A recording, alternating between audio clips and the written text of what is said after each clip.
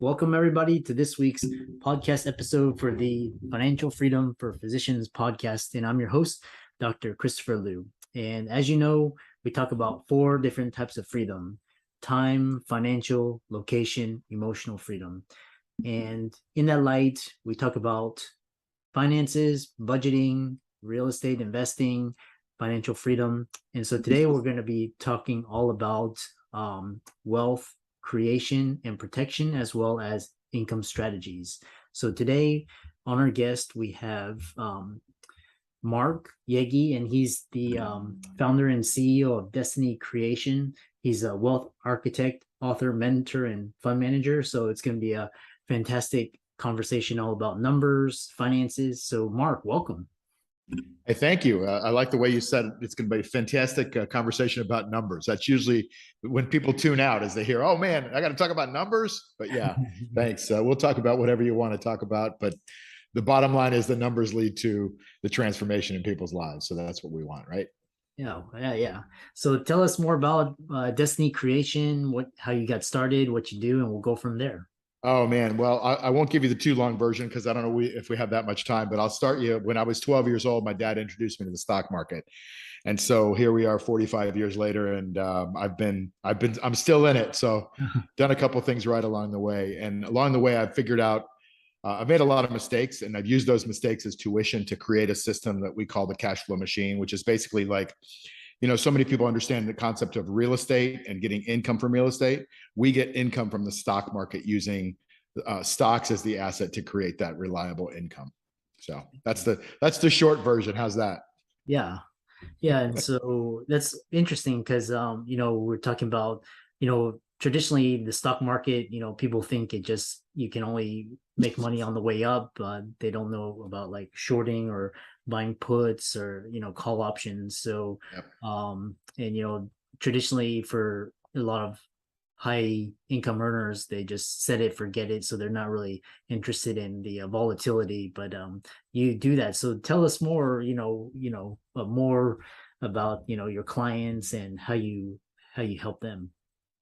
Well, we work mostly with 7 and 8 figure investors who are looking to play offense and defense in their portfolio. So we teach them if they want to learn a strategy. We also have 3 hedge funds in different sectors, but we teach them strategies on creating that income out of the stock market. So what I usually do is because it's a little bit, stock market, you can't put your hands on it, right? Real estate, you can open the door, you can walk in, you can look at the rooms. So I'll use an analogy for real estate to help you understand a little bit about what I do. Let's say that we open our window and we look across the street, and our neighbor Jim has his piece of property. He just put a sign on it, and it's maybe a city block, let's call it, and it says "For sale by owner by Jim, $100,000." Right? So Jim has got the property for sale, and we look out there and go, "Wow, he's got the market, his product on the market. He's got the lot on the market." And there's this guy, Bob, driving down the street. Now, Bob doesn't have $100,000, but he sees this property for sale.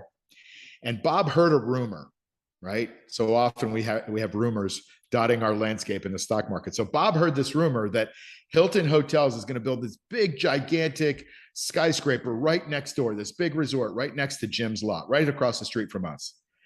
And so Bob doesn't have the 100,000, but he knocks on the door. He finds Jim and he says, "Hey, Jim, listen, I don't have the 100,000, but I'll give you $10,000 if you take the property off the market for a few months, 6 months.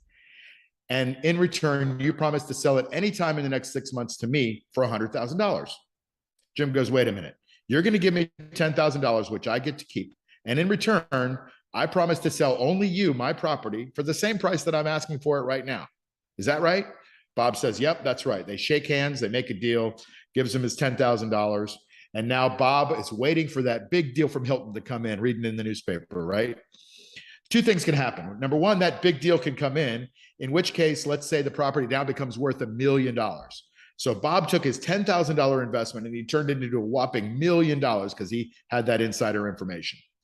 But I think you and I both know that so often information is wrong, right? If information was right and it were easy to get, we would be able to make a lot of money in the market. But since information is doubtful, the other thing normally happens, and that is it was a rumor. Hilton's not going to build a big hotel next to Jim's lot, and the option basically expires worthless. So Jim gets to keep his land, put it back up on the market for another 100,000 if he wants, but he also got $10,000 as income just because he found a gambler like Bob that was willing to gamble $10,000.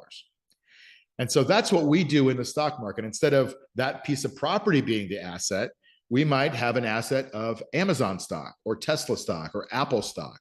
And we find a gambler out there that's willing to speculate that it's going to go up. And if it goes up, fine, he gets to make that money on it. But if not, we get to create that income by selling that call, that option to that gambler. And the statistics are, Christopher, that 80% of the time, the buyers of options lose money. Those options expire nearly worthless. And about 20% of the time, they make the big hits. But on the other side, if 80% of the time they're losing money, that means on the other side, the seller has got a much higher probability of making that money. So that's what we do. That's my little analogy of what we do in the stock market. So yeah, it's so interesting. I read the book Getting Started in Options, sure. couple back in the early 2000s, and that really opened my eyes to how the stock market works, and really you can use momentum, you can long-term investing, so just depending on your needs. So sure. yeah, then I love the options. You can speculate, you can also you can hedge, you can also create very stable income for yourself. Yeah. What's interesting is that you've talked about you've actually authored books and courses including Hacking Money, Cash Flow Machine, Negotiate to Win. Tell us more about those and how they help your clients. Yeah. So the book that we just put out in the first quarter is called The Cash Flow Machine Fundamentals. It basically talks about the strategy we just described. And you can go out. It's basically covered calls. So I know you've heard of covered calls, and I know a lot of the listeners and watchers have heard of covered calls. But anybody can go out and find a free video on YouTube about how to do covered calls.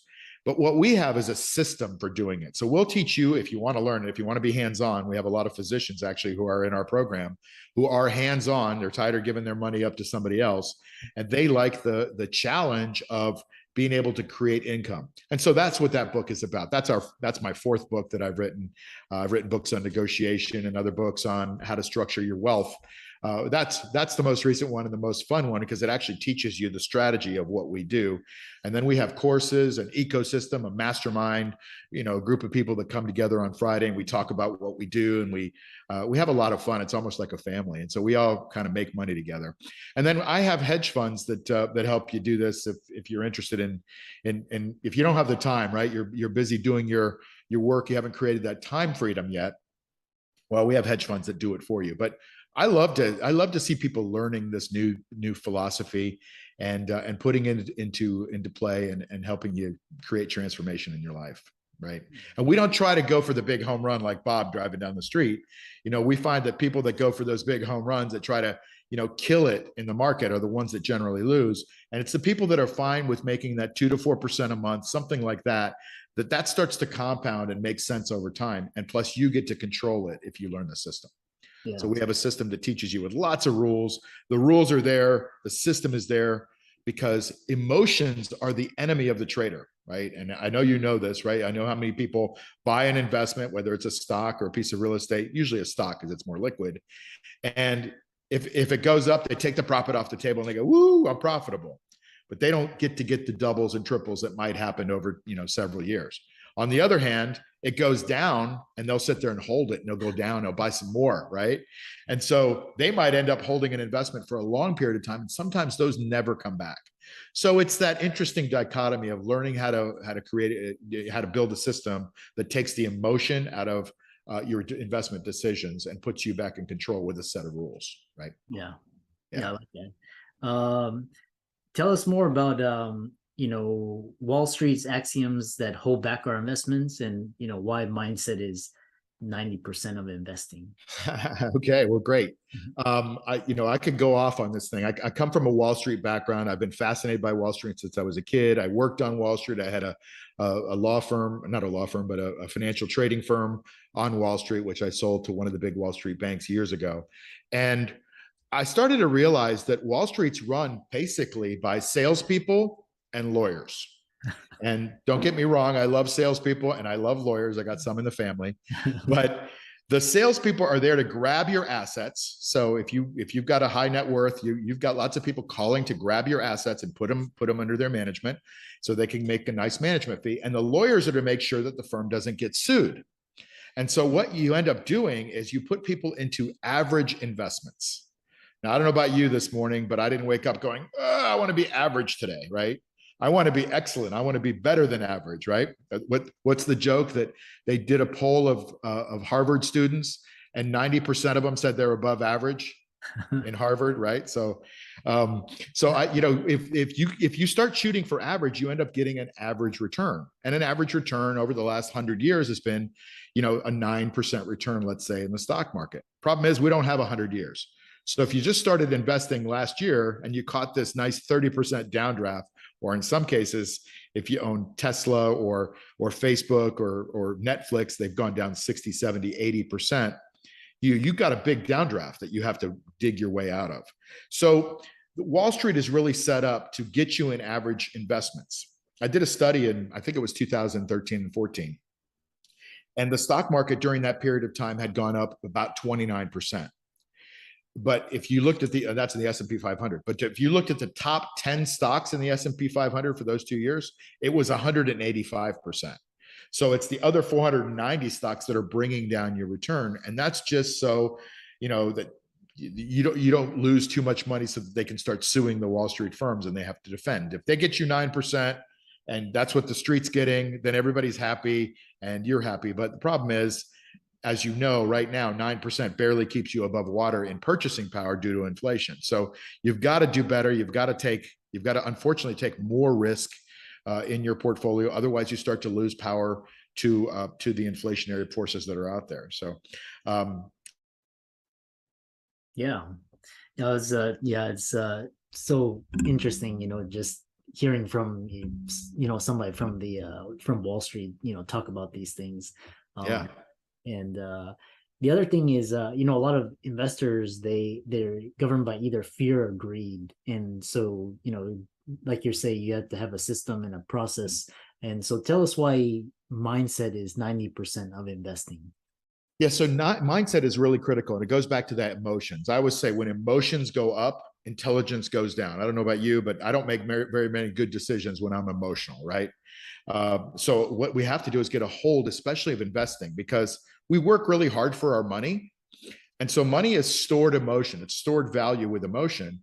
And if you start to operate from fear and greed, you end up making invariably the wrong decisions. So what you have to do is you have to set up axioms, rules to be able to govern those decisions.